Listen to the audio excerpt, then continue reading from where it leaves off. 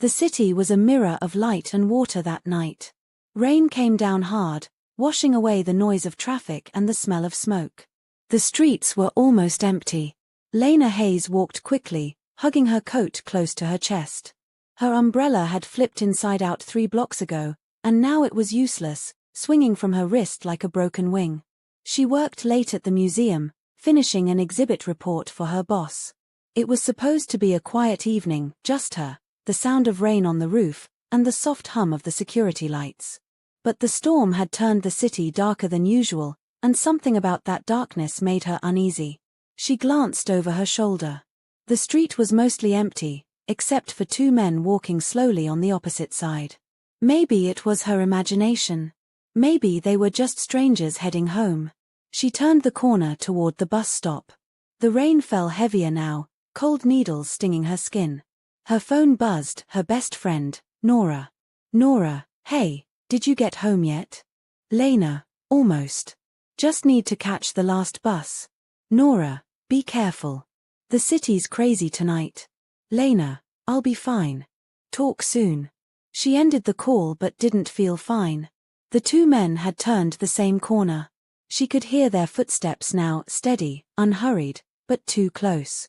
Her heart began to race. Lena quickened her pace, trying not to look back again. The bus stop was 1 block away. She could see the small glass shelter glowing under a single flickering light. She clutched her bag tighter and started to run. The footsteps behind her sped up too. Her breath came out in sharp bursts. Please, no, she whispered, voice trembling. She pulled out her phone to call 911, but her hands were shaking. The screen blurred, her vision was closing in. The air suddenly felt too thick to breathe. Her chest tightened as panic began to take over. It wasn't the first time. Panic attacks had haunted her since her mother's death years ago, but this one came like a wave she couldn't stop. The edges of the world dimmed. The sound of rain faded. Then, a sharp noise, a car door slamming, echoed nearby. Someone shouted. The 2 men stopped. And then, nothing. When Lena tried to lift her head, she saw a figure walking toward her through the storm. Tall. Dark coat. The kind of presence that made the air feel heavier. Hey, stay with me, a deep voice said, close to her ear. Strong arms lifted her from the cold pavement. She tried to speak but no words came. You're safe now, the voice said again, firm but calm. And then, everything went dark. Lena woke to warmth and quiet. Soft light filtered through tall curtains. The air smelled faintly of leather and cedarwood. She blinked, confused, trying to remember where she was. The bed beneath her was huge, silk sheets, heavy blankets. The kind of bed that didn't belong to ordinary people. She sat up quickly, heart pounding. She wasn't at home. She wasn't even sure she was safe. Her coat and shoes were gone, replaced by an oversized shirt that didn't belong to her. Good. You're awake. The voice came from across the room. Lena turned. A man stood near the window, framed by the city lights behind him. His black shirt was half unbuttoned, sleeves rolled to his elbows. Even from a distance, she could tell he wasn't just tall, he carried himself like someone used to control. Who are you? She asked, her voice rough. Where am I? He stepped closer, his tone calm. You fainted on the street. My driver saw what happened. We brought you here. Where's here? My apartment, he said simply. Apartment. She looked around. The walls were glass and marble, the ceiling higher than her whole apartment back home. This wasn't an apartment. This was a penthouse, the kind people read about in magazines. I should go, she said, swinging her legs over the side of the bed. The room spun for a moment. I shouldn't be here. You can leave when you're steady on your feet, he said. The doctor just left. You had hypothermia, and a mild panic attack. Lena froze. You knew I was having a panic attack. He gave a small nod. It's hard to mistake. She studied him then. His face was sharp, high cheekbones, dark eyes that didn't reveal much, a small scar cutting through one eyebrow. There was something controlled about him, like every movement was calculated. Why were you even there? She asked. Why were you watching me? I wasn't, he said, voice smooth as glass. You collapsed near one of my buildings. You're lucky we found you first. His words were calm, but something about them didn't sit right. He spoke like a man used to being obeyed, not thanked. Those men, Lena said slowly. The ones following me. Who were they? He tilted his head slightly. I don't know yet. Yet. I'll find out, he said, like it was a promise, or maybe a threat. Lena frowned. Why would anyone follow me? I'm nobody. That's what most people say before they find out otherwise. He walked to a table, poured water into a glass, and handed it to her. His movements were smooth, deliberate. When she didn't take the glass right away, he set it on the nightstand beside her. Drink. You'll feel better. Thank you, she said quietly, her voice hesitant. For a few seconds, silence filled the room. Rain still tapped against the windows, softer now, a steady rhythm that matched her racing heart. Finally, she said, you didn't tell me your name. Lucian, he replied. Lucian Vale.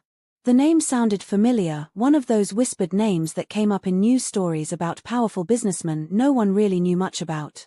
The kind of man whose donations built hospitals and whose enemies disappeared quietly.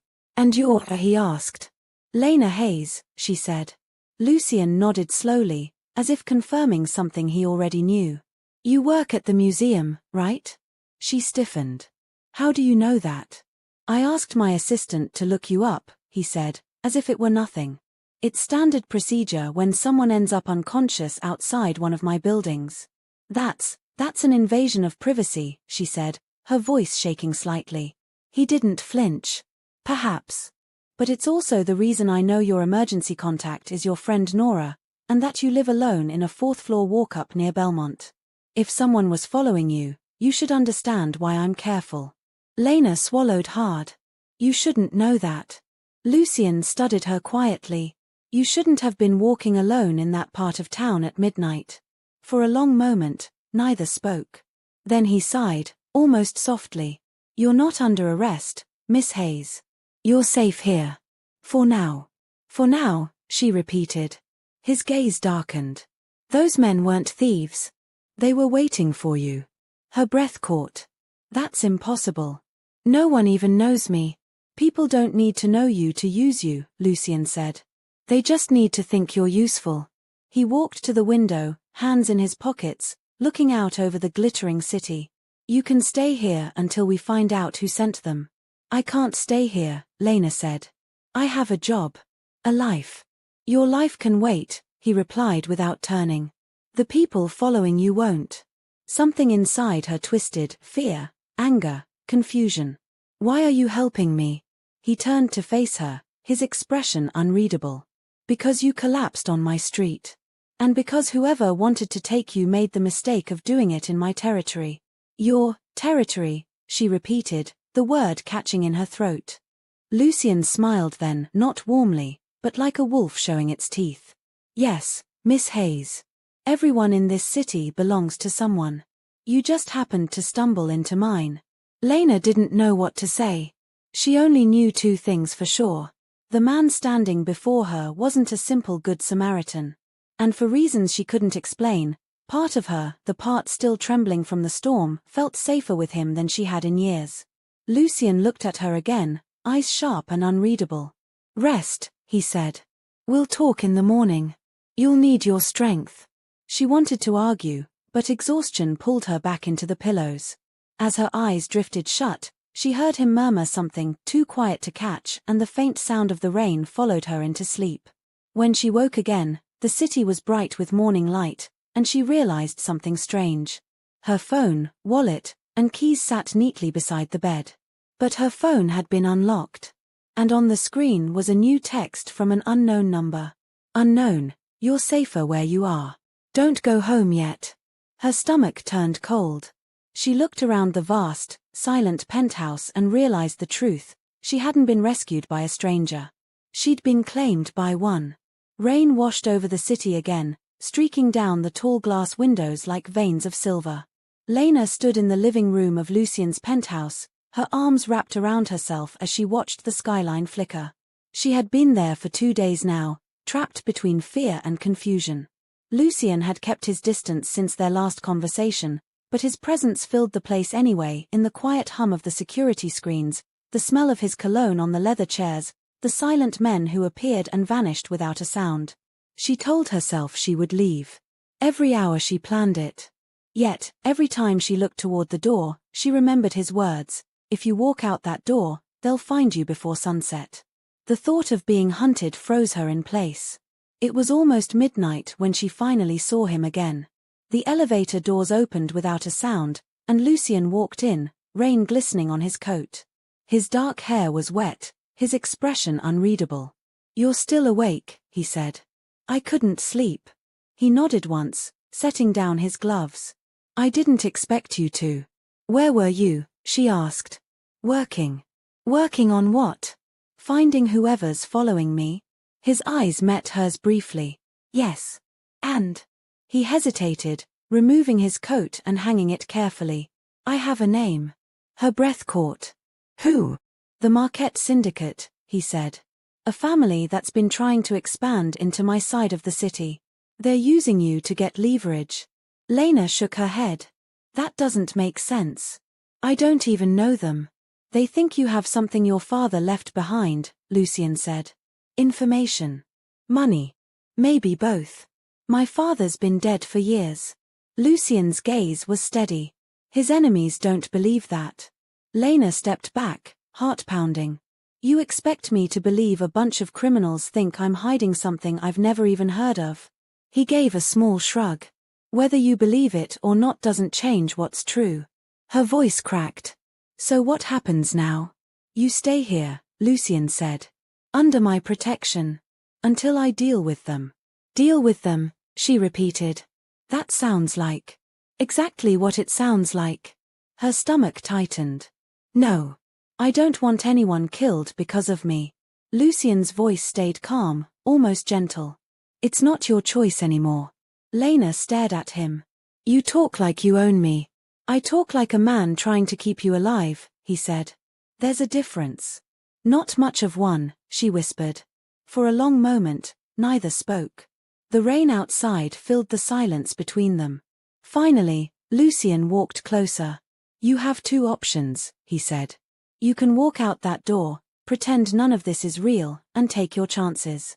Or you can stay under my protection until I've neutralized the threat." "And what does protection mean?" she asked. "It means I'll assign you security. You don't go anywhere without permission. Your apartment will be monitored, your phone tracked, and your life." "Won't be mine anymore," Lena interrupted. Lucien looked at her, eyes dark and calm. "It already isn't." Anger rose in her chest, sharp and hot. "Why are you doing this? Why risk all this for me?" "Because I don't like when people use my city to make threats," he said. "And because," he stopped himself. "Because what?" she pressed. "Because I made a promise once. To protect someone who couldn't protect herself." Lena frowned. "Who?" Lucien didn't answer. Instead, he turned toward the window, his reflection merging with the city lights. "The only thing that matters now is this: I will keep you safe. Whether you trust me or not." She wanted to scream at him. To demand he stop controlling every part of her life. But under the frustration, there was something else, a faint sense of safety, even when she hated him for it. Finally, she said, "Fine. I'll stay. But only until this is over." Lucien turned to face her. "That's all I need." Their eyes locked for a moment that felt longer than it should. Then, he walked toward the elevator.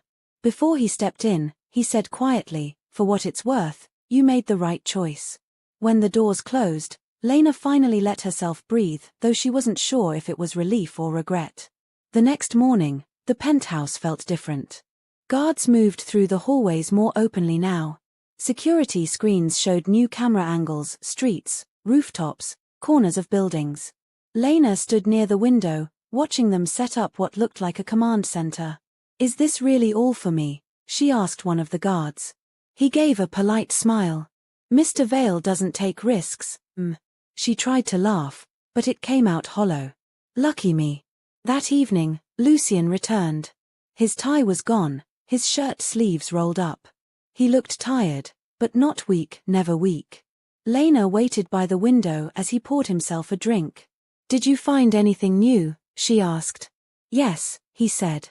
And you're not going to like it. Try me. Your father's name showed up again, Lucien said. But not in the way I expected. He used to work for the Marquette Syndicate before he disappeared. Lena's heart stopped. No. My father worked for a software company. He wasn't a criminal. Lucien's gaze was steady. He built systems for moving money without a trace. You think people like the Marquettes hire accountants? Lena shook her head, refusing to believe it. You're lying. I don't lie, he said simply. Not when the truth hurts more. She turned away, anger burning behind her eyes. Then why didn't they come after us years ago? Because they thought he took what they wanted and vanished, Lucien said. Until recently, when someone found out he had a daughter. So they think whatever he stole ended up with me. Yes. Lena swallowed hard. And you? Lucien sipped his drink. I think they're right. What? Your father's last financial records show unexplained transfers to an account opened under your name. You were 12 at the time. Lena's knees almost gave out. No. That can't be true. Lucien set down his glass. It is. And it means you're worth more to them alive than dead. For now. She sat down slowly, her thoughts spinning. Her father. The money. The lies. Lucien's voice softened. You're in the middle of a war you didn't start. Let me finish it. She looked up, meeting his gaze. And when it's over. He paused, then said quietly, then you can have your life back. The following week passed like a blur. Lena's world shrank to the walls of Lucien's penthouse, a golden cage of glass, marble, and silence. Guards came and went. Meals appeared like clockwork. Every window looked out at the city she was no longer allowed to touch. Lucien visited daily, though he never stayed long. Their conversations were short but heavy, every word charged with tension. Sometimes, Lena caught him watching her not with desire, but with an intensity that made her pulse quicken. One night, she found him sitting alone in his study, surrounded by papers and dim light. You work too much, she said quietly. He looked up, surprised. Couldn't sleep. Not in this place. Lucien smiled faintly. You'll get used to it. I don't want to get used to it. He leaned back in his chair. You think freedom means walking wherever you want. Freedom is knowing no one's waiting to hurt you when you do. She crossed her arms. You sound like someone who's never been free either. Lucien's smile faded. Maybe I'm not. For a while, they sat in silence, the air between them thick with unspoken thoughts. Finally, Lena said, you could tell me something about yourself, you know. You know everything about me. He looked at her, eyes glinting in the soft light. You wouldn't believe me. Try me. Lucien poured another drink, the liquid catching the light like fire. I grew up in the South Side. My father ran numbers for men who thought violence solved everything. When he was killed, I took his place. Why? Because someone had to protect what was left, he said. My mother. My sister. The people who depended on him. And now you protect strangers like me. Not strangers, he said quietly. Lena felt something shift inside her, not trust, not yet, but curiosity. She could see the weight behind his calm, the years of control hiding something raw underneath. Who protects you? She asked softly. Lucien gave a small, sad smile. No one. The answer lingered in the air, heavy and honest. The next morning, Lena found a small white box waiting outside her door. Inside was a phone and a note. In case you need to reach me directly, L. She turned the phone in her hands, noticing it was brand new, unregistered. Clean.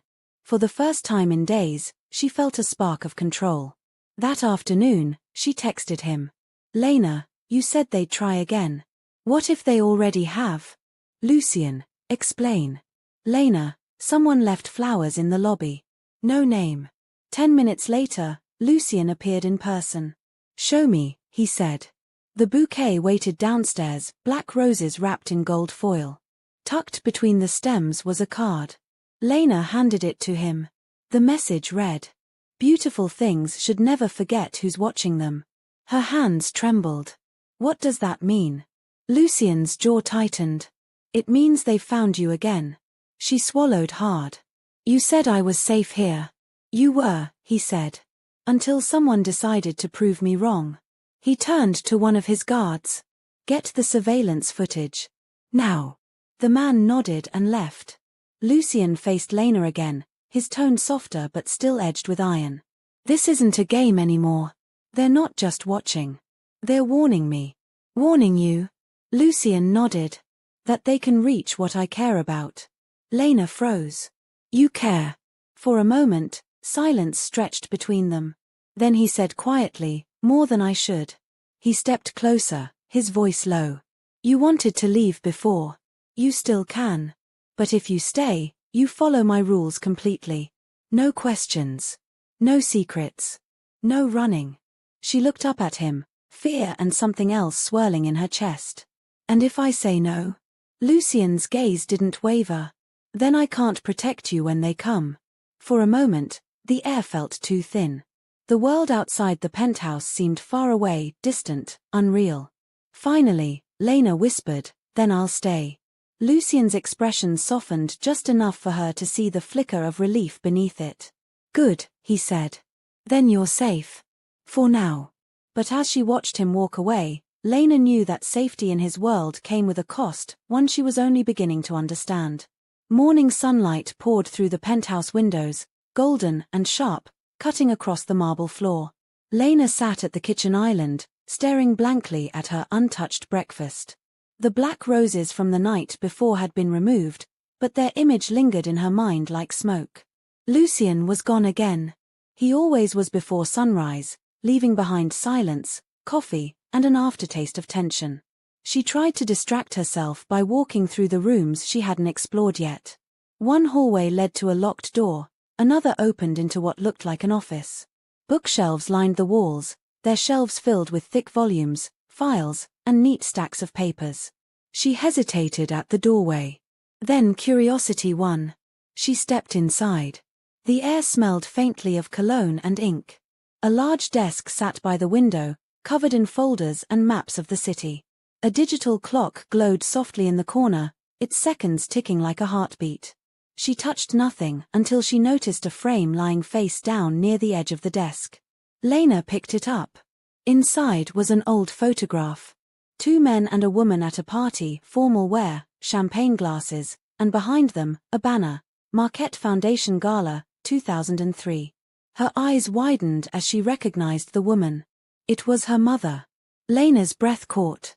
Her mother stood beside 2 men, one she didn't know, and the other was younger, sharper, but unmistakable. Lucien.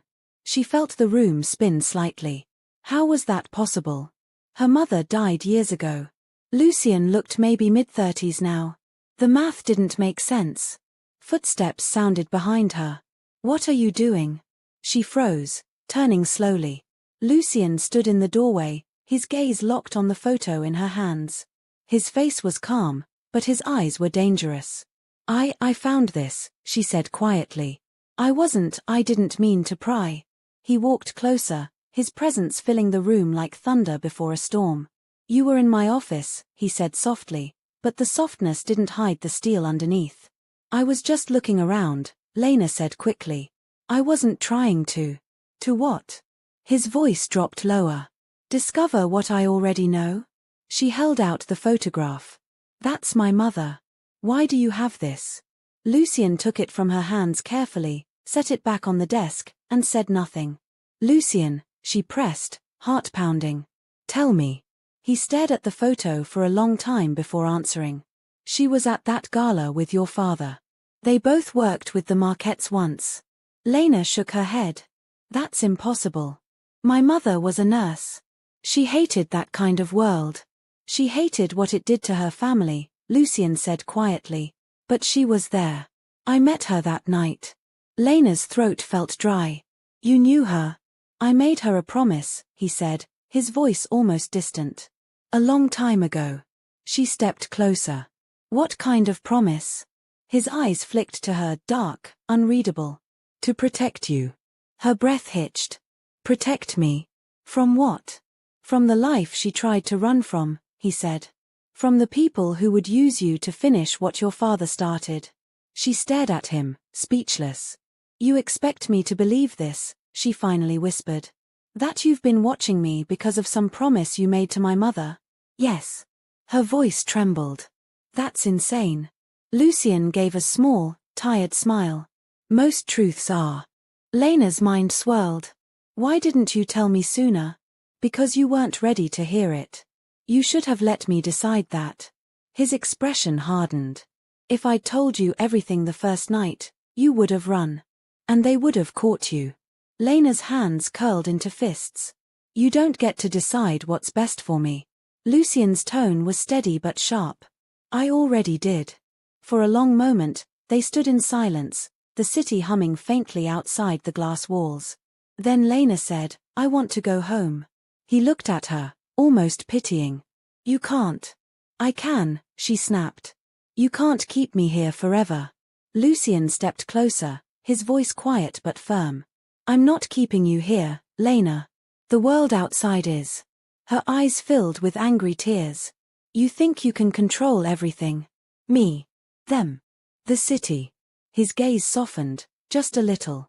I don't control the world, Lena. I survive it. She turned away from him, trembling. I'm not your responsibility. Lucien didn't move. You were never a responsibility, he said. You were a promise. The words hit her harder than she expected. When she finally looked back, he was already gone, the photograph face down again on the desk. That night, Lena couldn't sleep. She kept seeing her mother's face in that photograph, smiling beside Lucien like they shared a secret the world forgot. If he'd known her mother, if this was all somehow connected to her parents' past, then nothing about her life or theirs had ever been as simple as she thought. And now she was trapped in the middle of it. The next morning, Lena woke to find a black envelope on her nightstand. Inside was a folded card with elegant handwriting. You're invited. L. Underneath was a small black dress and a note. Wear this tonight. You'll see the world you've been pulled into. She stared at the dress, a mixture of fear and curiosity twisting inside her. She wanted to refuse. She wanted to scream. But part of her, the part that needed answers, wanted to see. When evening came, Lucien appeared at her door in a tailored black suit. He looked every inch the man people whispered about, calm, dangerous, perfect. You look nervous, he said. I am, she admitted. He offered his arm. Good. Fear keeps you alive. They rode in silence through the city. The car was sleek and tinted, the streets glowing with rain-soaked neon. Finally, they arrived at a grand hall filled with light and music. The Marquette Foundation Gala. Lena froze at the entrance. You brought me here. Don't panic, Lucien said softly. No one here knows who you are. You're my guest. That's all. He led her inside. The air smelled of champagne and expensive perfume. Men in tuxedos and women in gowns moved like slow currents in a sea of money and power. Lena tried to blend in, but her pulse raced. She felt every eye turn toward Lucien, some in respect, others in fear. Smile, he murmured. They can smell weakness. I'm not weak, she said quietly. Lucien glanced down at her, a faint smile on his lips. I know. They made their way through the crowd.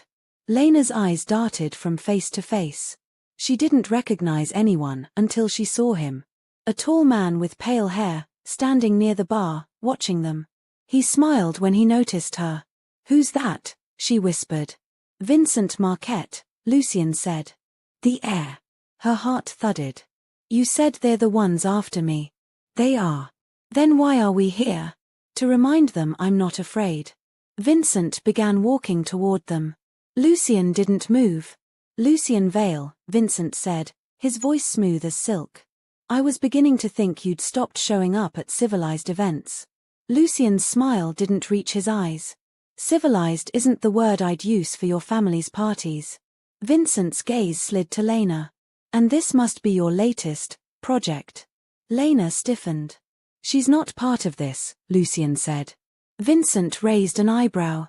Everything that touches you, Lucien, becomes part of it.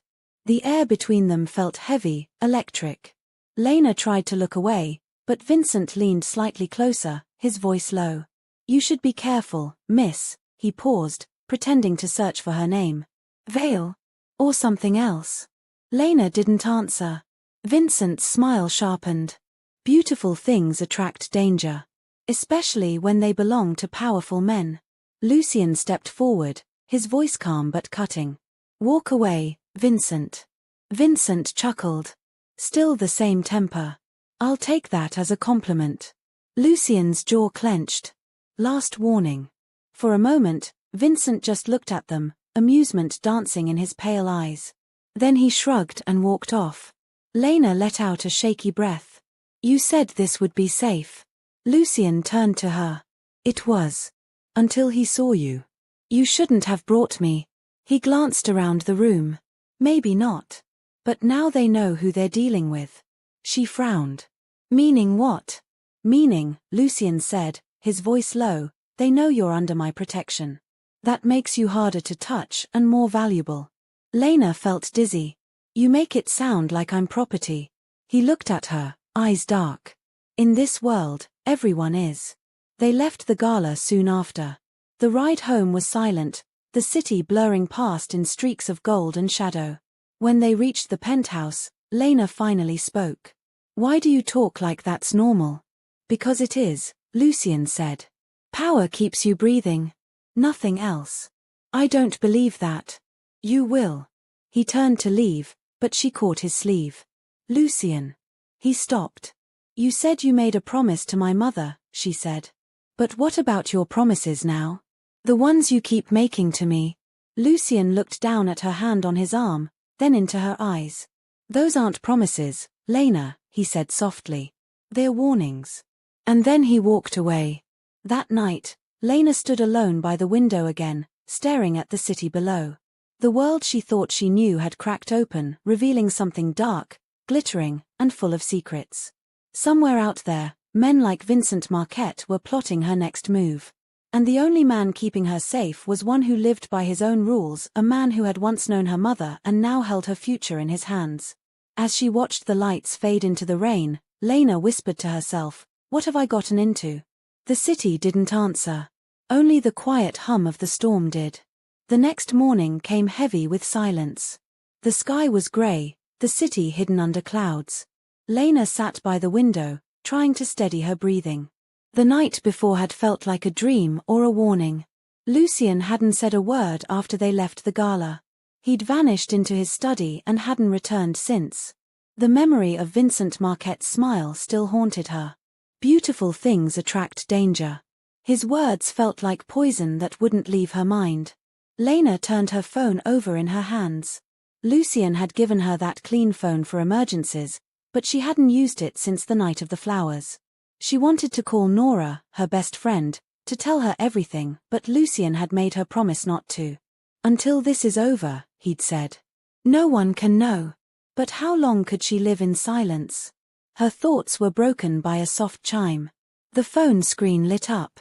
A new message. "Unknown number. You don't belong there. Meet me if you want answers." Her pulse jumped. She stared at the message, unsure if it was another trap. Then another message came through. "I know what your father did. I know why they're watching you. But he didn't steal from them, he stole from him." Lena's breath hitched. Him. Who was him? Before she could think twice, she texted back. "Lena, who is this?" No answer. Another message appeared instead. "Meet me at Grant Park. 9 p.m. Come alone. I can prove everything." She hesitated. Every instinct screamed no. But the curiosity, the need for truth, burned hotter than fear. If her father had stolen from Lucien, if everything she'd been told was a lie, she had to know. By evening, she'd made her decision. Lena wore a plain hoodie, jeans, and a hat pulled low. She slipped out while Lucien's guards switched shifts, a small window of time she'd noticed from days of observation. Her pulse hammered in her chest as she made her way down the service elevator and into the quiet streets. The night air was cold. The park was half empty, the sound of traffic distant. She followed the text's directions to a bench near the fountain. The water sparkled under the faint city lights. Minutes passed. No one came. Then a figure appeared at the far end of the path, tall, wearing a dark coat, moving slowly toward her. Lena Hayes. The voice was male, smooth, but not one she recognized. "Who are you?" she demanded. He stopped a few feet away. "A friend of your father's. He trusted me." "Prove it." He smiled faintly. "Your father's password for everything was your birthday backward. 030897. That mean anything to you?" Lena froze. That was true. No one but her mother had known that. "Why did you contact me?" she asked. "Because you're in danger," he said. "And not from the Marquettes. From the man protecting you." Her heart pounded. "Lucien?" He nodded slowly. "Your father didn't steal from the Marquettes. He stole from Lucien Vale. Money, files, something that could ruin him. That's why your father disappeared. Vale made him vanish." Lena shook her head. "No. You're lying." "Think, Lena," he said softly. "Has Vale ever told you what he really does? Or where his money comes from? You think he's just a businessman? He's the reason the Marquettes exist at all. He built their empire before turning on them." Lena felt dizzy. "Stop. That can't be true. Why do you think he's so interested in you?" the man pressed. "You're your father's insurance policy. Whatever your father hid, Vale thinks you have it." The world tilted around her. She wanted to run. She wanted to believe this man was lying. But before she could speak again, the sound of a car engine roared nearby. A black SUV pulled up, headlights flashing. "Run," the man hissed. "It's him." Lena turned and sprinted down the path as the SUV doors slammed open. A voice shouted her name, deep, furious, unmistakable. "Lucien." "Lena." She didn't stop. Then something, a hand, grabbed her arm and yanked her back. "Let me go," she cried. "Enough," Lucien snapped, his face lit by the glare of the headlights. "What were you thinking?" "I was getting the truth," she shouted back. "From who?" His grip tightened slightly. "The man who vanished when my men arrived? Or the one who texted you from a stolen phone?" "I don't know," she said, her voice shaking. "But he knew things about my father. Things you never told me." Lucien's expression darkened. "And you thought walking into the open alone would fix that?" "I didn't trust you," she screamed. "You control everything, my phone, my life, my choices." He was silent for a long moment, his chest rising and falling. "You're right," he said quietly. "I do. Because I'm the only one keeping you alive." Tears burned her eyes. "I didn't ask you to." "No," he said, his voice breaking just slightly. "But your mother did." That stopped her cold. He released her arm, his expression unreadable. "Get in the car." Lena hesitated. "Lucien." "Now." She obeyed. The ride back was silent. Neither spoke. When they reached the penthouse, Lucien turned to her. "You ever do something like that again," he said quietly, "and you won't live long enough to regret it." Then he walked away, leaving her shaking in the dark. Lena didn't see Lucien the next morning. Or the next. Guards came and went, quieter than usual, their eyes avoiding hers. She knew he'd ordered them not to speak. Part of her was angry, furious, even. But another part of her was hollow. She couldn't forget what the stranger had said. "Lucien made your father disappear." The words echoed like a curse. On the third day, she finally found the courage to go into his office. The door was unlocked now, as if he expected her to come. She found him there, standing by the window, sleeves rolled up, the city glowing behind him. "You're brave to come here," he said without turning. "I'm not brave," she said. "Just tired of secrets." He finally faced her. His eyes looked darker than usual, sleepless, maybe. "Then ask what you came to ask. Did you kill my father?" Lucien didn't flinch. "No. But you knew him." "Yes." "You worked together?" He nodded once. "For a time. And then what happened?" Lucien walked to his desk, set down a file, and opened it. Inside were faded documents, old newspaper clippings, and photographs. One showed her father shaking hands with a younger Lucien, both smiling. Your father was brilliant, Lucien said quietly. He built the financial systems that powered my company and later, my network. He was more valuable than anyone realized. Then why would he steal from you? Because he thought I was turning into the same monster he'd been helping, Lucien said. He was right. Lena stared at him. So he took your money. He took my records, Lucien said. Every offshore account, every transaction, every secret name. Then he disappeared. And you never found him. Lucien shook his head. Until a few weeks ago, I thought he was dead. Then the Marquettes started asking questions about you. I knew something had resurfaced. She swallowed hard. You think whatever he took. I have it. I don't think, Lucien said. I know. He handed her another photograph, an image of her 12-year-old self, smiling beside her father. In the corner, barely visible, was a small silver pendant on her neck. I gave that to your father, Lucien said softly. A storage key disguised as a necklace. I thought he'd destroyed it. But he didn't. Lena's eyes widened. That necklace, it was my mother's. I lost it years ago. Lucien nodded slowly. And whoever finds it now, finds everything your father stole. Lena felt faint. So the Marquettes. Think you know where it is, Lucien finished. Her hands trembled. But I don't. I believe you, he said. They won't. Silence fell. Finally, she asked, what happens when they find out I don't have it? Lucien's eyes softened.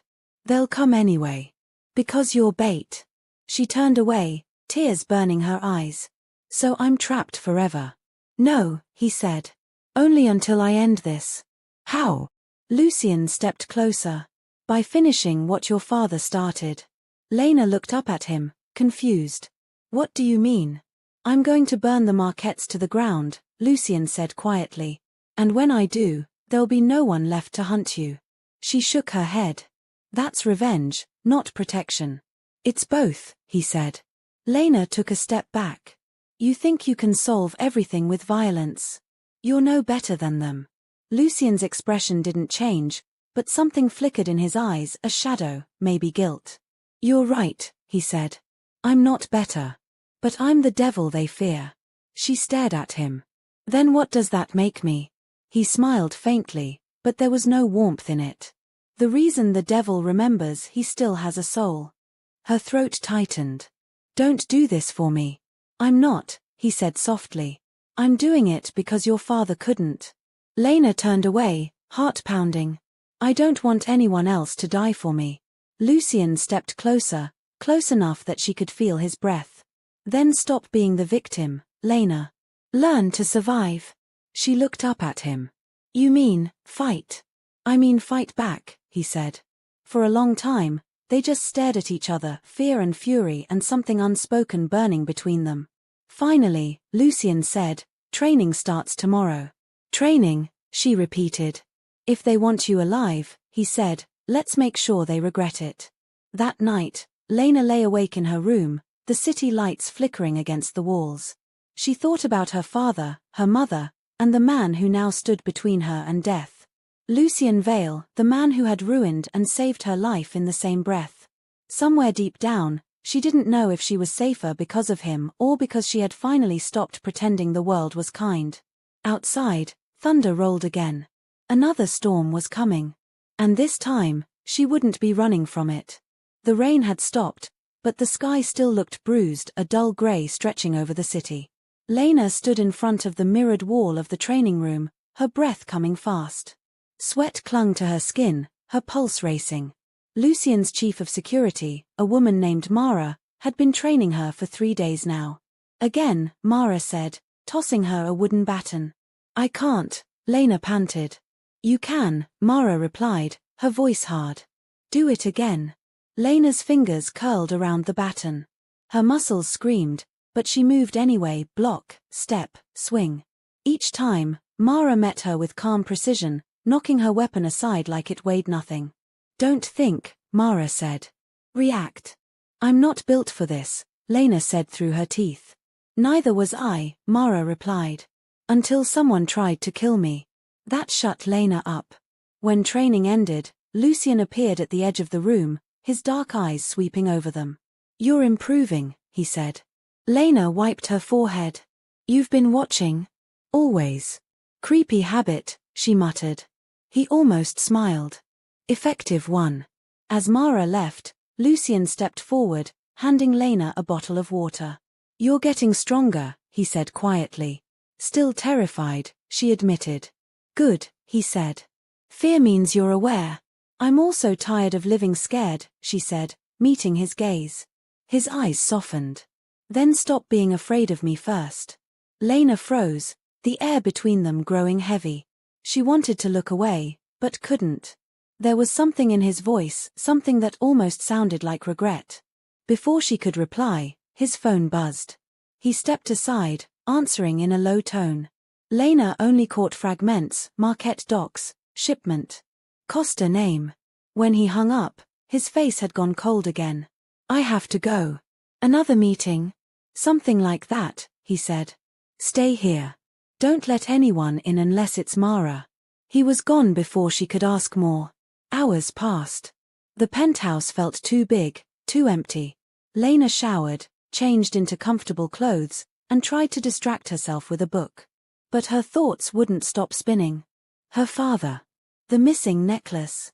The Marquettes. And now, the mysterious Costa name. Who were they? Another enemy? Another trap waiting in the dark? The elevator chimed suddenly, breaking her thoughts. Lena froze. Mara was supposed to be gone for the night. The doors opened. A familiar figure stepped out, Nora. Lena's heart jumped. "Nora?" Her best friend smiled weakly. "You're a hard girl to find, you know." Lena rushed forward, hugging her tightly. "Oh my God, I've missed you. How did you even find me?" Nora pulled back slightly, her smile strained. "You really want to know?" Lena frowned. "What's wrong?" "Nothing," Nora said quickly. "I just needed to see you. You disappeared, Lena. No one knew where you went. Your boss said you were on medical leave, but Lucian arranged it," Lena said quietly. "Lucian," Nora repeated, her tone unreadable. "So it's true, then. You're with him." Lena hesitated. "It's complicated." Nora's eyes searched hers. "Is he forcing you to stay here?" "No," Lena said. "He's protecting me." "Protecting you?" Nora let out a short, hollow laugh. "That's what they all say." Lena frowned. "What's that supposed to mean?" Nora looked down, her hands trembling. "Lena, I need to tell you something. Something I should have said a long time ago." "What?" "I've been lying to you." The words hit Lena like a slap. "What are you talking about?" Nora's eyes filled with tears. "I didn't mean to. It started years ago after my brother got into trouble. He owed money to the wrong people. The Costas. They said they'd hurt him unless I gave them information. About you." Lena stepped back, cold spreading through her chest. "What?" "They wanted to know who you talked to, where you worked, what you did every day. I didn't understand why, but they paid me to keep tabs on you. I thought it was harmless." "Nora." "I swear I didn't know what they wanted," Nora cried. "But when you started seeing that man, they told me to get close to him. Find out everything I could." Lena's vision blurred. "You were spying on me for them?" "I had no choice," Nora shouted. "They said if I stopped, they'd kill my brother. I didn't know what else to do." Lena shook her head, tears blurring her eyes. "You could have told me." "I couldn't," Nora whispered. "You were already in danger." Before Lena could respond, the elevator doors opened again. Lucian stepped out, 2 guards behind him. His expression turned to stone the moment he saw Nora. "You shouldn't be here," he said. Nora froze. "I just wanted to talk to her." "You've talked enough," Lucian said coldly. He turned to his men. "Take her to the holding suite." "Wait," Lena cried. "She's my friend." Lucian looked at her, his voice low. "Your friend sold you to the Costas." Nora's sobs filled the silence. "I didn't mean to." Lucian's tone didn't change. "Intent doesn't erase betrayal." Lena grabbed his arm. "Don't hurt her." His eyes met hers, calm, calculating. That depends on what she tells me. Lucien, Lena said firmly. Please. For a long moment, he said nothing. Then he nodded once. She lives. For now. As the guards led Nora away, Lena felt the floor tilt beneath her. Lucien watched her quietly. Now you understand why I don't trust anyone. Lena looked up at him, tears still falling. You knew, didn't you? Yes, he said softly. I wanted to see how long it would take her to confess. Her heart twisted. You used her. I used everyone, he said simply. That's how you survive in this world. She stared at him, realizing just how deep his web went and how easily she had been caught in it. That night, Lena couldn't stop shaking. She kept hearing Nora's voice, I didn't mean to. She wanted to hate her, but she couldn't. The pain in her friend's eyes had been real. The fear, too. Lucien hadn't returned since the interrogation started. His guards stood by the elevator, silent as shadows. Lena paced the living room until dawn, then finally gave up and sat by the window. At some point, she must have dozed off because when she opened her eyes again, the penthouse was eerily quiet. Too quiet. The guards were gone. Hello, she called softly. No answer. Her pulse quickened. She walked through the hall, her bare feet soundless on the marble floor. Lucien. No response. The elevator light was off. The security screens, black. Every single one. Then she saw it, a single red light blinking near the front door keypad. A trip signal. Someone had bypassed security. Before she could react, the power cut out. The penthouse plunged into darkness. Lena froze. A faint click sounded, the sound of a lock being picked. Lucien, she whispered, but he wasn't there. She backed away slowly, heart pounding, until her hand touched the counter. She grabbed the first thing she found, a kitchen knife. Footsteps. Multiple. She turned toward the sound. Shadows moved through the doorway. Men in masks, black clothes, guns. Her mind screamed to run. Before they could reach her, a familiar voice called out. Don't hurt her. Lena's blood turned to ice. Vincent Marquette stepped into the light of the city outside, smiling as if he just arrived for dinner. Hello again, Miss Hayes. She gripped the knife tighter. What do you want? Answers, Vincent said. And maybe a little leverage. Lucien will kill you, she said. Maybe, he said. But by then, I'll already have what I need. He nodded to one of his men. Grab her. She swung the knife wildly, barely grazing the air. A blow caught her shoulder, sending the blade clattering to the floor. Hands grabbed her, pinning her arms. Vincent's smile widened. You're braver than I thought. Let me go, she gasped. Oh, I will, he said. After Lucien comes to get you. The last thing she saw before they dragged her away was the skyline, the city that never stopped taking. She woke hours later in a warehouse, wrists tied, head pounding. Dim light filtered through the high windows. Crates lined the walls, the air heavy with oil and dust. Vincent stood a few feet away, talking on his phone. Yes, he was saying. Tell Vale we have her. And tell him if he wants her back, he brings the files. All of them. He hung up, then turned to her. You should be flattered. He's already on his way. You're using me as bait, she said, her voice hoarse. He smiled. Everyone's bait in this game. Lena's wrists ached. You think he'll just walk into your trap? He will, Vincent said. Because men like Lucien Vale don't protect people. They possess them. And he's about to lose what he owns. Her stomach turned. You don't know him. Vincent's smile faded. I know him better than you think. He built my father's empire before he betrayed it. Everything I am, everything I hate, it's because of him. Lena's heart pounded. Then kill him. Why drag me into it? Because I want him to suffer first, Vincent said. He turned to his men. When he gets here, take the shot. Don't miss. Hours passed. Lena struggled against her bindings until her wrists bled. Every creak of the building made her flinch. Then, faintly, the sound of tires on gravel. A black car pulled up outside. Vincent's smile returned. Right on time. The doors burst open before he could move. Smoke grenades rolled across the floor. Chaos exploded, shouting, gunfire, the thunder of boots. Lucien! Lena screamed. Through the haze, she saw him, black coat, cold eyes, moving with precision. Each motion was deliberate, each shot exact. Vincent's men fell one by one. Vincent snarled, grabbing Lena and pressing a gun to her head. Drop it, Vale. Lucien froze. Let her go. Vincent laughed.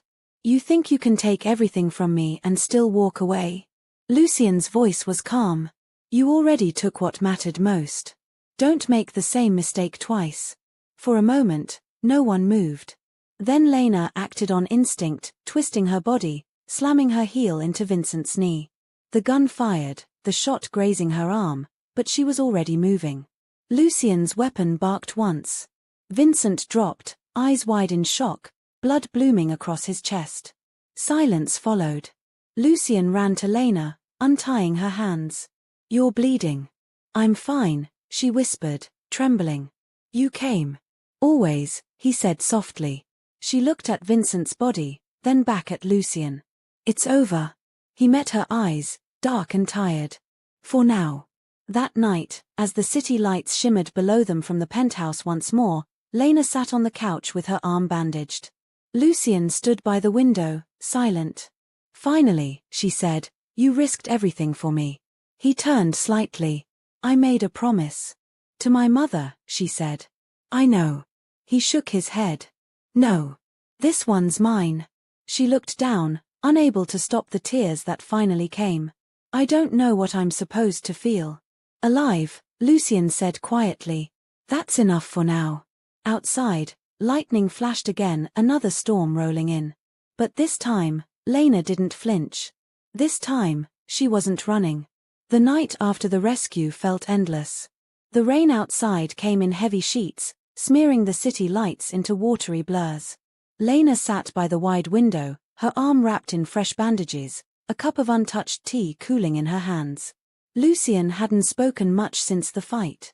He'd ordered his men to clean up, had Vincent's body removed, and then vanished into his office for hours. Now, the penthouse was silent again, too silent. Lena's reflection in the window looked like someone she didn't recognize, tired eyes, bruised skin, a streak of dried blood in her hair. She wasn't the quiet librarian from before. She was someone else now, someone who'd seen death, who'd caused it. When she heard the faint sound of footsteps behind her, she didn't jump this time. She just turned her head slightly. Lucien stood there, his black shirt unbuttoned at the collar, sleeves rolled up, a drink in his hand. His face looked older tonight, harder, more human somehow. You should be resting, he said quietly. I can't, Lena replied. Every time I close my eyes, I see it again. He walked over, setting the glass down on the table beside her. You did what you had to do. I almost got you killed. He shook his head. You gave me the opening I needed. That wasn't luck, that was courage. Lena looked at him sharply. You think I wanted to be brave? I was terrified. Fear doesn't stop you from acting, Lucien said. It only stops the weak. Then I guess I'm not weak anymore, she said softly. Lucien's mouth curved slightly. No, he said. You're not. For a moment, neither of them spoke. The sound of rain filled the silence between them. Finally, Lena said, What happens now? Now. Lucien leaned back, his gaze dark and steady. Now we end this. She frowned. End what? The Marquette family, he said. The ones left after Vincent. The ones who paid the Costas to come after you. Lucien. No, he said, voice sharp. This doesn't stop until they're gone. They'll keep coming, Lena. As long as they believe you know where the data is, they'll never stop. And when you destroy them, then what? Then we disappear, Lucien said. Both of us. Lena stared at him. You mean, leave the city?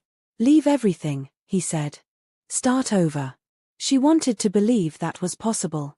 But she'd seen too much to think life worked that way. Do you really think we can just walk away? She asked quietly. Lucien's eyes softened. We can try. Later that night, Lena couldn't sleep again.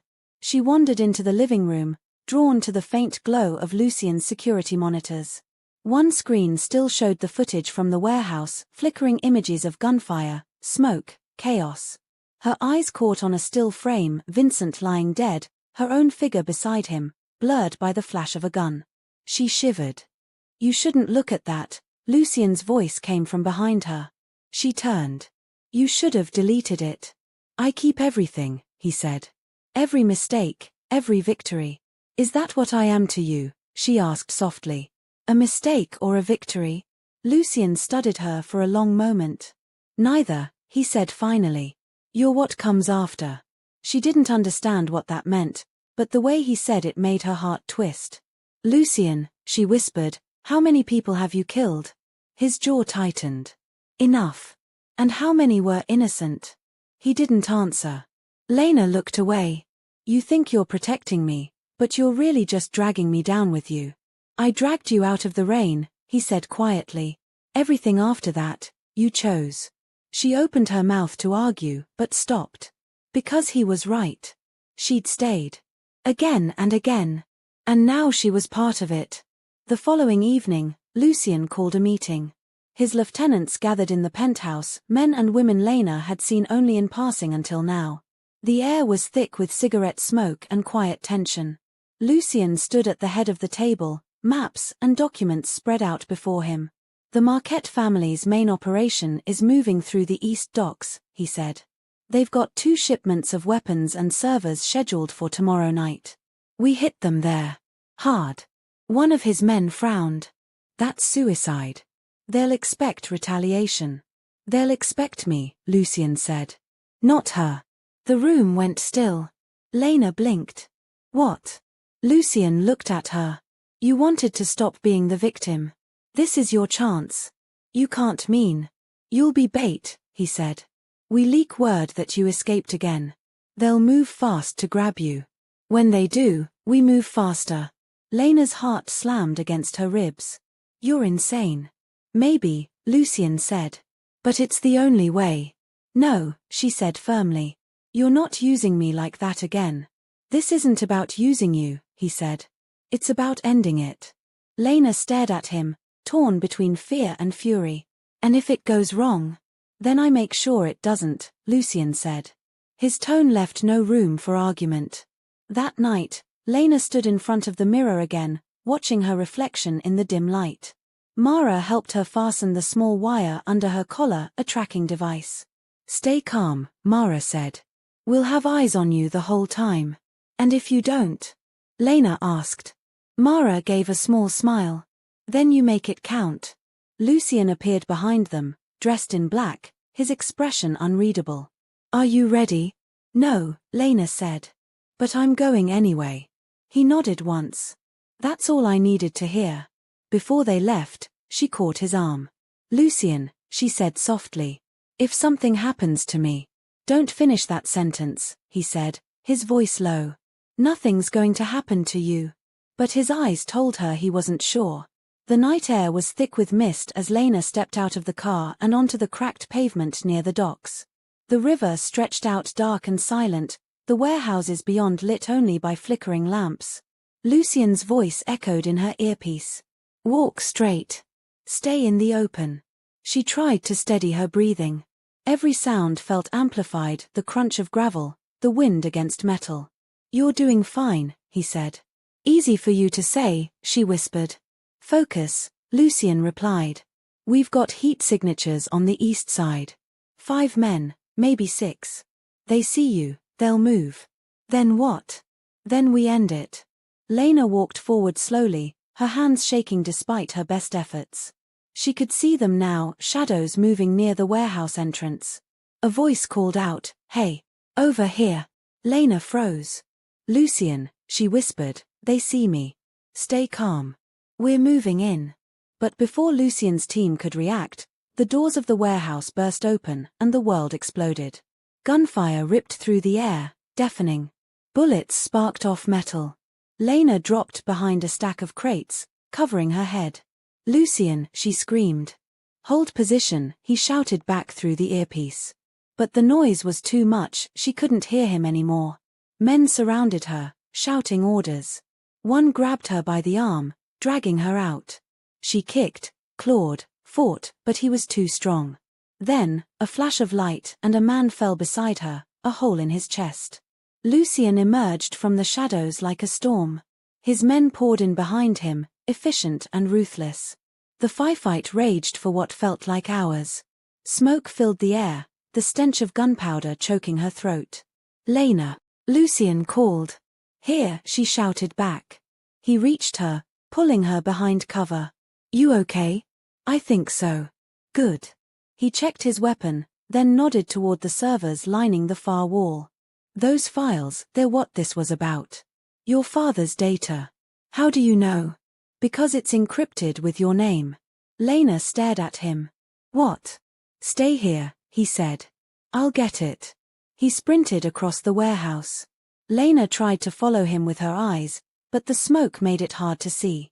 Then she noticed something, sparks falling from a burning light fixture above the servers. "Lucien," she screamed. "It's going to blow." He looked up just as the explosion tore through the room. The blast threw them both backward. Lena hit the ground hard, ears ringing, lungs burning. Flames roared up around them. "Lucien," she shouted again.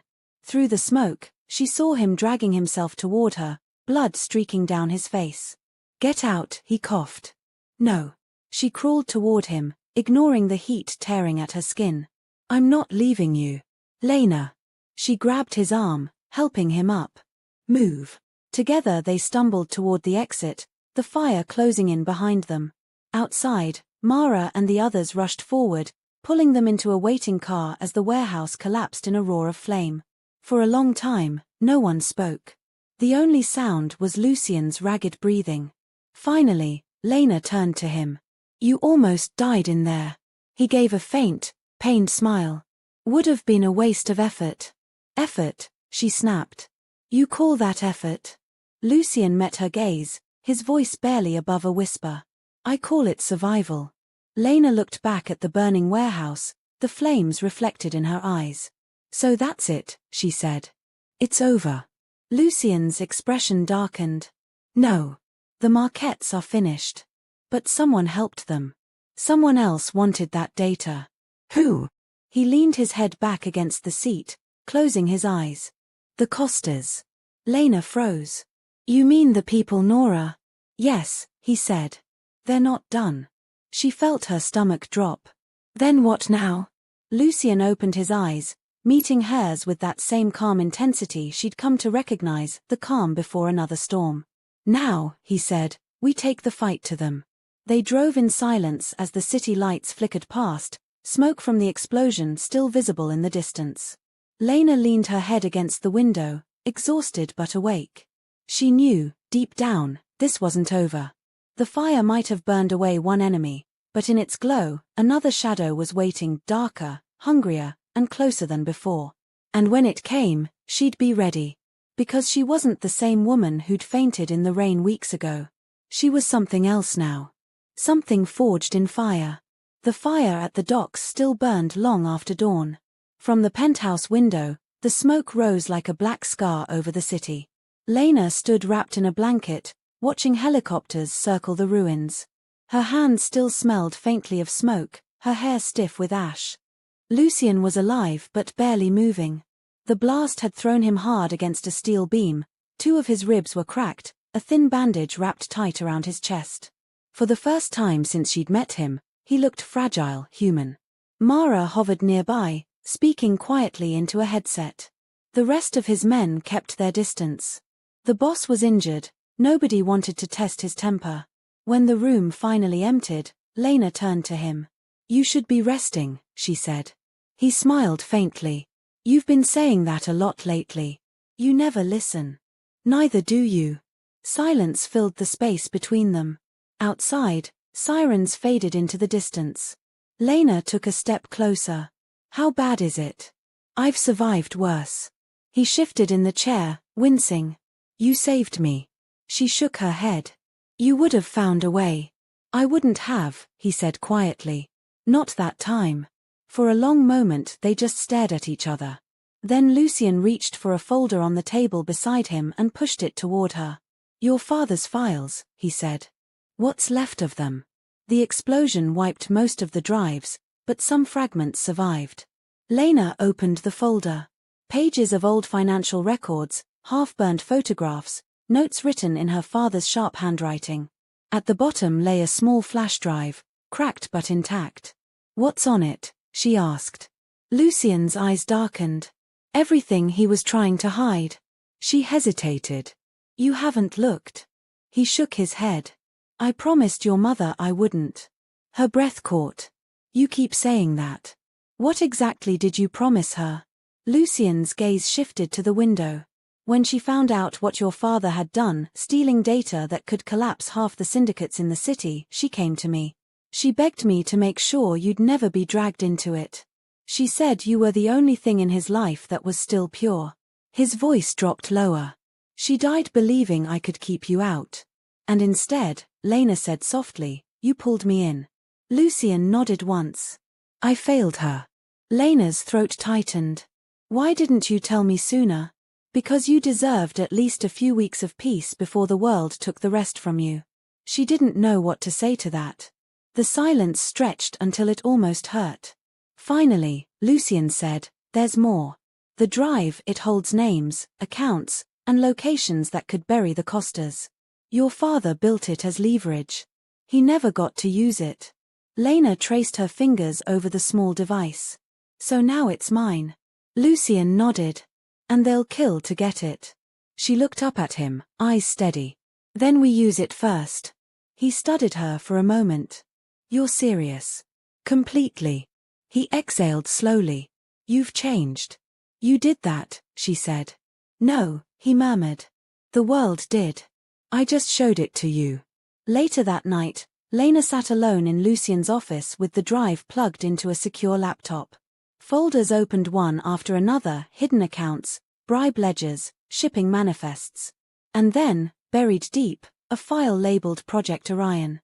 Inside were schematics for a data network that stretched across every major family in the city. A system built by her father, then stolen and locked away. Lucien entered quietly behind her. "You found it. It's a map of everything," she said.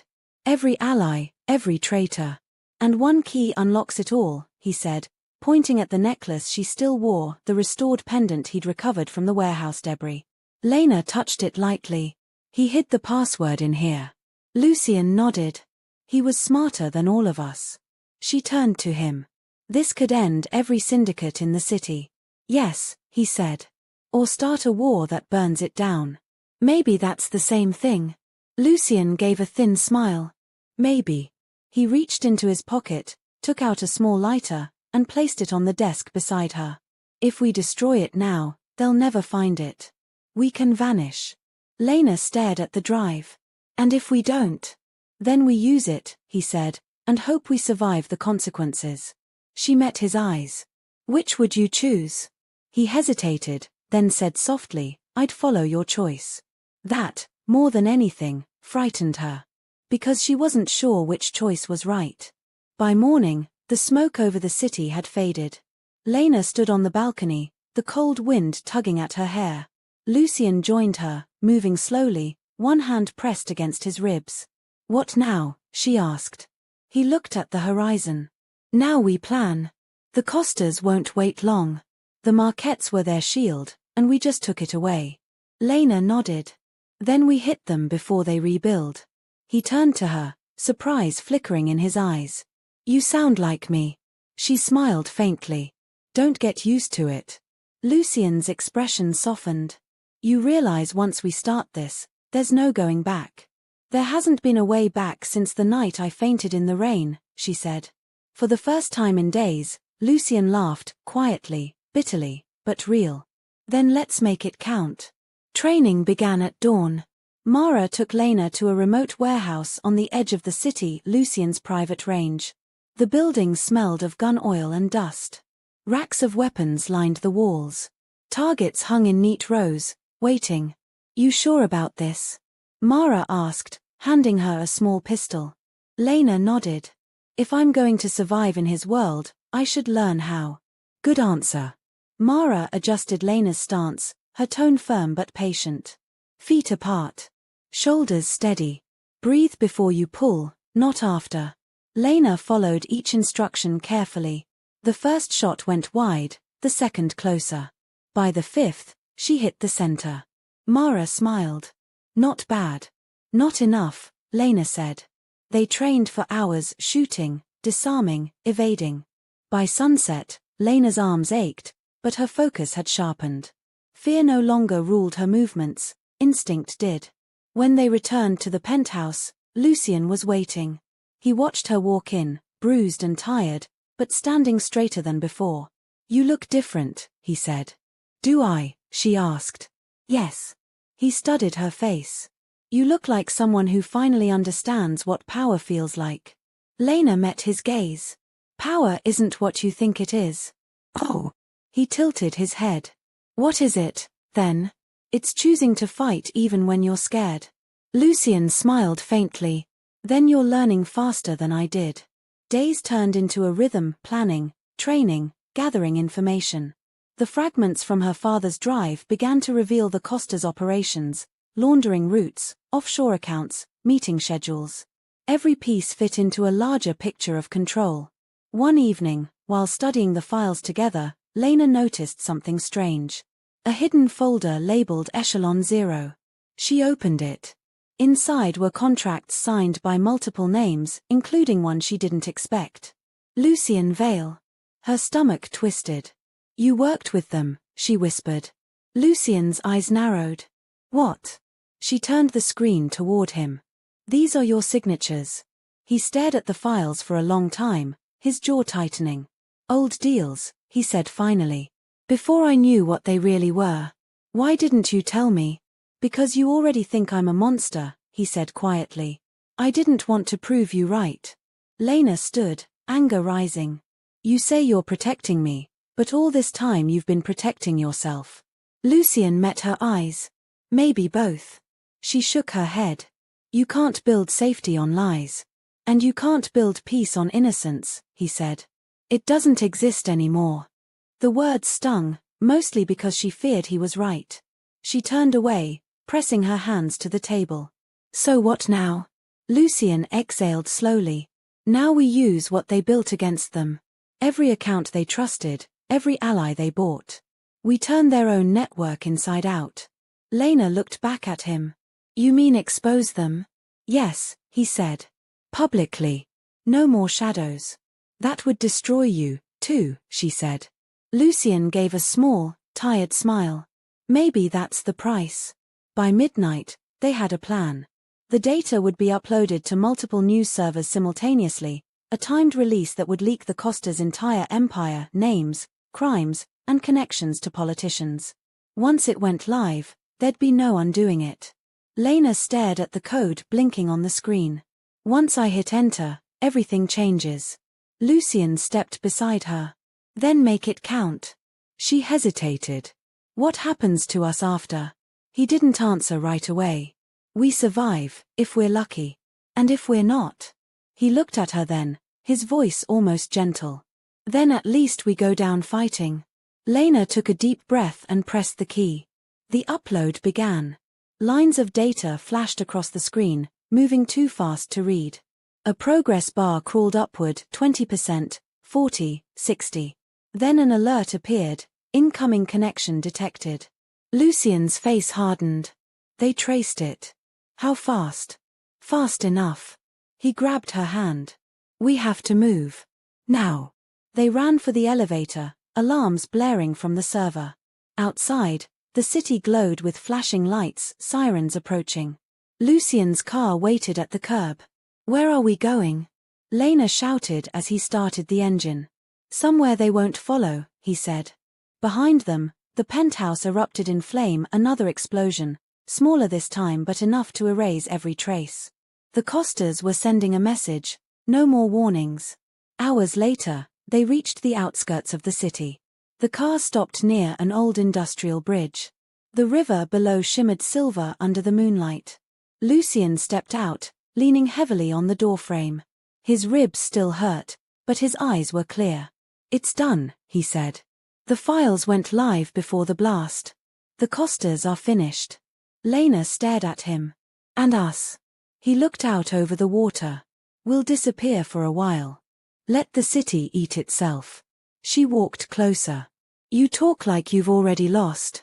Lucien turned to her, his expression unreadable. I lost the moment I met you. Don't, she whispered. I'm serious, he said. Everything I built was supposed to keep me untouchable. Then you came along and made me care again. Lena's throat tightened. Caring isn't weakness. It is when you're me. She reached out, touching his hand. Then maybe it's time you stop being you. For the first time, he didn't pull away. They stood there in silence, the river whispering below. In the distance, the city burned not just with fire, but with revelation. News drones hovered overhead, broadcasting chaos as the Costa Empire crumbled in real time. Lena looked up at the orange glow on the horizon. You think this will change anything? Lucien's voice was low. It already has. Back at the safe house later that night, Lena tended his wounds again. His breathing was slow, even. She watched him for a long time before saying softly, You kept your promise. Lucien opened his eyes. To your mother. To me, she said. You said you'd keep me alive. He gave a faint, tired smile. So far. Lena brushed a strand of hair from his forehead. Get some sleep, Lucien. He closed his eyes. You first. She stayed awake long after he drifted off, listening to the quiet. For the first time since the rainstorm that started everything, there was no fear in her chest, only resolve. She had walked through fire and come out the other side. Tomorrow, the world would call them criminals, heroes, or both. But tonight, in the flickering light of the safe house, she was just Lena again, stronger, scarred, and unbroken. Morning came slow and quiet. The safe house sat on the edge of an abandoned industrial district, surrounded by rusted fences and overgrown weeds. Sunlight slipped through the cracked blinds, painting long golden lines across the floor. Lena woke first. Lucien was still asleep beside her, his breathing steady. She watched him for a moment, the faint bruises under his jaw, the bandages wrapped around his ribs. He looked different now, not like the untouchable man who once ruled the city from glass towers, but like someone who had finally bled enough to remember he was mortal. She stood quietly, pulling on one of his shirts. The air smelled of dust and steel. Outside, distant sirens echoed, but they didn't sound close. For the first time in weeks, there was silence without danger. Lena moved to the small kitchen, pouring water into a dented kettle. She found herself smiling faintly. It felt almost normal, the sound of boiling water, the faint crack of a window in the wind, the weight of quiet. But deep down, she knew it wouldn't last. It never did. When Lucien finally stirred, she handed him a cup of coffee. You're awake, she said softly. Barely, he muttered, taking a sip. You make terrible coffee. She smiled. Then you're definitely getting better. He gave a small, tired chuckle. You could have left, you know. After last night. You had the chance. I didn't want to, she said simply. Lucien's eyes softened. You realize what that means, don't you? Yes, Lena said. It means I've stopped running. For a long time, neither spoke.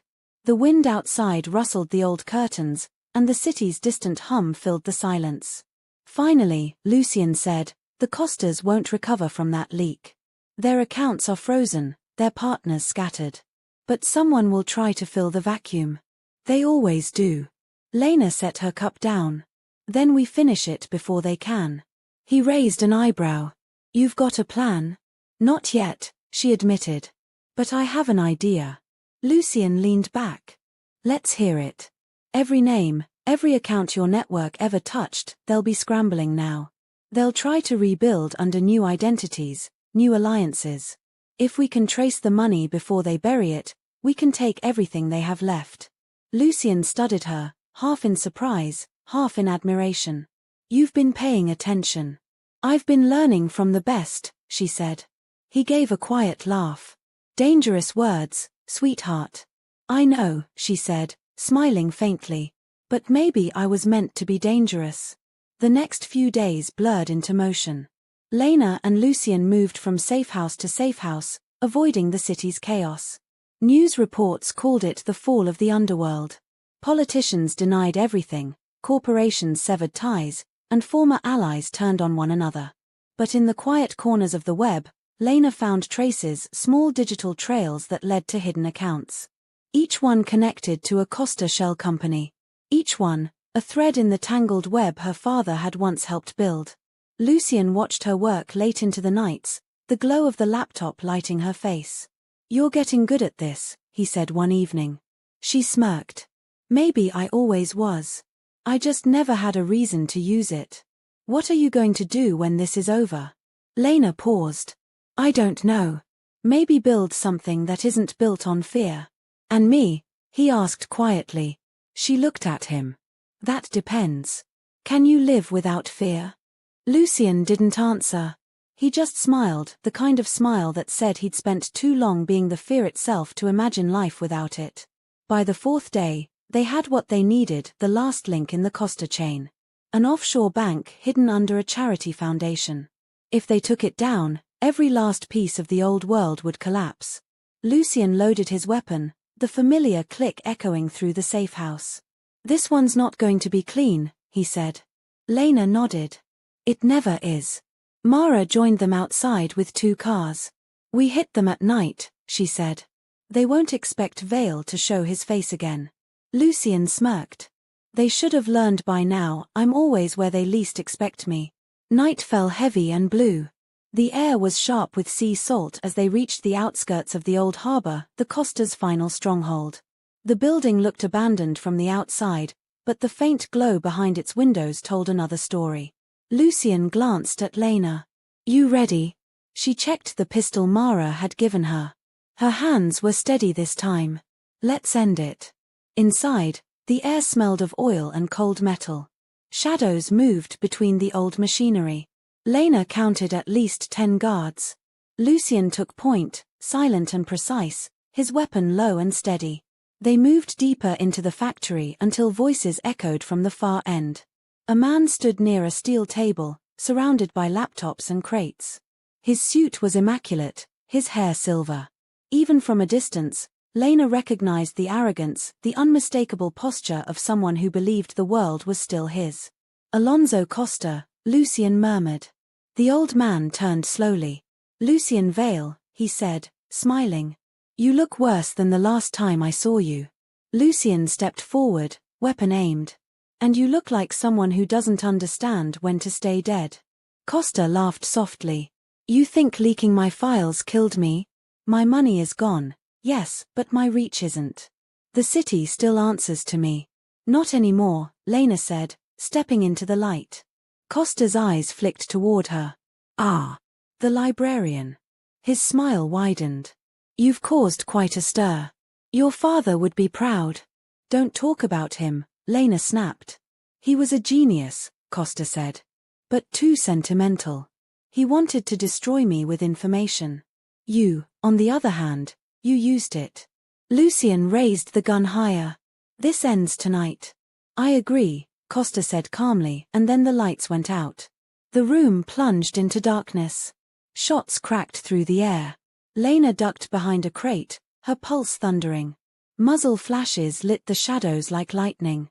"Lucien," she shouted. "I'm fine," his voice answered through the chaos. She crawled forward, firing at the nearest silhouette. One fell, then another. Smoke filled the room, thick and blinding. Through the haze, she saw Costa retreating toward the back exit, flanked by 2 guards. "Lucien," she yelled again, pointing. "He's escaping. I see him." Lena broke cover, sprinting through the smoke. The corridor twisted into an old loading bay. Costa reached the door, turning sharply, gun in hand. The shot rang out before she could think. Fire seared across her shoulder, spinning her sideways. She hit the ground, gasping. Costa stepped closer, gun aimed at her chest. "Your father begged me the same way," he said softly. "Do you know what he said before he died?" Lena's heart stopped. "You killed him." Costa smiled. "Of course I did." Her vision blurred, fury rising like heat through her veins. "Then this is for him." She raised her gun with both trembling hands and fired. Costa's eyes widened, one clean shot between them. He fell without a sound. The world went still. Smoke curled from her weapon. The echo of the gunshot lingered long after the body hit the floor. Lucien appeared seconds later, limping slightly, blood on his arm. He saw Costa on the ground, then her bleeding shoulder, and froze. "You're hit," he said, kneeling beside her. "It's not deep," she whispered. "I got him." Lucien looked at her, really looked at her, and for the first time since she met him, she saw something raw in his eyes. Relief. Pride. Pain. "You did," he said softly. They left the factory before dawn. By the time they reached the car, the horizon was starting to pale, the city skyline turning silver against the rising sun. Lena leaned back in her seat, wincing at the pain in her arm. Lucien drove in silence for a long time before finally saying, "It's over." She looked at him, exhausted but steady. "No, Lucien. It's beginning." He frowned. "What do you mean? You've spent your life destroying monsters. Maybe it's time we build something instead." He gave a quiet laugh. "And what would we build?" "Something that doesn't need to hide," she said. "Something that doesn't live off fear." Lucien's gaze softened. "You really think that's possible?" Lena looked out at the sun breaking over the horizon. "I have to." For a long moment, they just sat there, the dawn light spilling across the dashboard. Then Lucien reached for her hand. His touch was warm, steady, and real. "I told you once that you reminded me I still had a soul," he said. "And?" He smiled faintly. "You were right. I just didn't realize it until now." Weeks later, the city had changed. The news called it the purge of power. Old families crumbled, politicians resigned, and the underworld tore itself apart trying to rebuild. But Lena and Lucien were gone, ghosts in a world that had forgotten their names. They settled far from Chicago, in a coastal town where no one asked questions. The house was small, quiet, facing the sea. Lucien spent his mornings walking along the cliffs. Lena reopened her books, finding comfort in the pages again. Sometimes, at night, they would sit on the porch, listening to the ocean crash below. "Do you ever miss it?" Lena asked one evening. "The city," Lucien said. "No. The chaos." He smiled faintly. "Sometimes." She nudged him. "You could always start a book club instead of a crime ring." He laughed softly. "Only if you're in charge." "I already am," she said. Lucien looked at her then, his expression quiet but full of something deeper than words. They sat there until the stars appeared, two people who had burned down their world and found peace in the ashes. And though the past still whispered from the shadows, neither of them turned back. Because in the end, they had done the impossible. They had survived it all and found each other in the wreckage. And that's how the storm finally broke, not with peace, but with understanding. If this story pulled you in, if you felt every heartbeat, every whisper, every scar that turned into strength, don't fade out here. Hit that like button, make sure you're subscribed, and ring the bell so you never miss the next chapter. Because in this world, every ending hides another beginning, and the next one might burn even brighter. Drop a comment below, tell me which moment stayed with you the most. Let's talk, let's imagine, let's keep building worlds where darkness meets desire.